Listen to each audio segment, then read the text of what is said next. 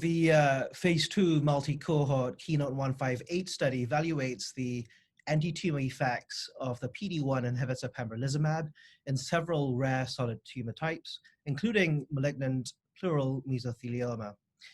So these same tumor types were initially investigated as part of the phase 1b KEYNOTE-028 basket study.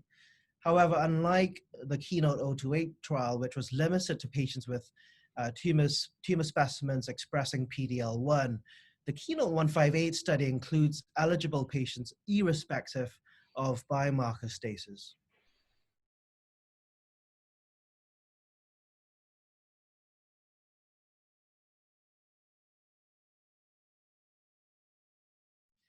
So the standard first-line treatment for patients with advanced or inoperable mesothelioma involves the combination of cisplatin and pemetrexed, which is associated with a median survival of around 12 to 16 months.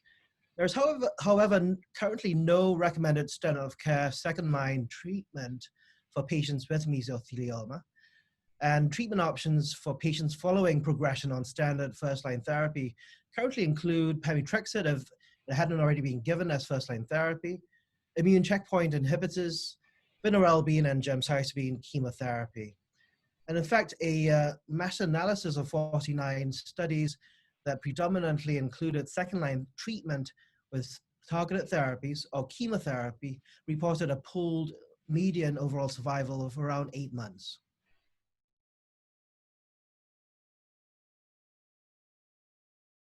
So KEYNOTE-158 is a phase 2 global open-label, single-arm, multi-cohort study that evaluates pembrolizumab in several rare advanced solid tumors, including mesothelioma.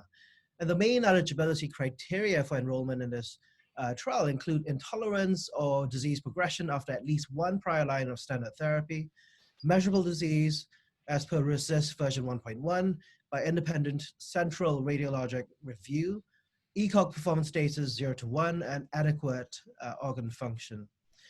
And the primary objective of the study was to evaluate the objective response rate to pembrolizumab monotherapy. Secondary objectives included duration of response, progression-free survival, overall survival, and safety and tolerability. Biomarkers such as PD-L1 and MSI status, as well as tumor RNA gene expression profile, were also assessed for correlation with outcomes.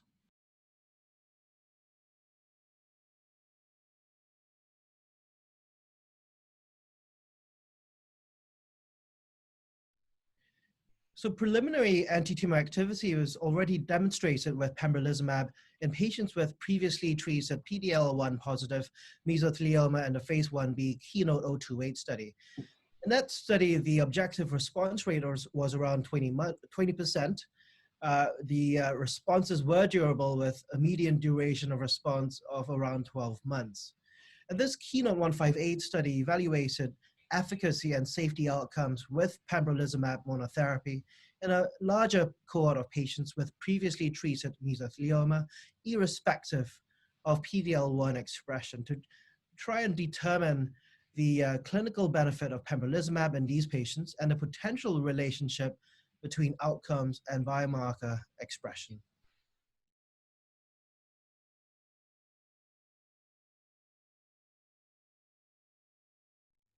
Yes, absolutely. In fact, there is an ongoing multi-center randomized phase 2 to 3 trial being conducted by the Canadian Cancer Trials Group that is assessing pembrolizumab plus cisplatin and pemetrexed chemotherapy versus pembrolizumab monotherapy or chemotherapy alone in patients with previously untreated mesothelioma.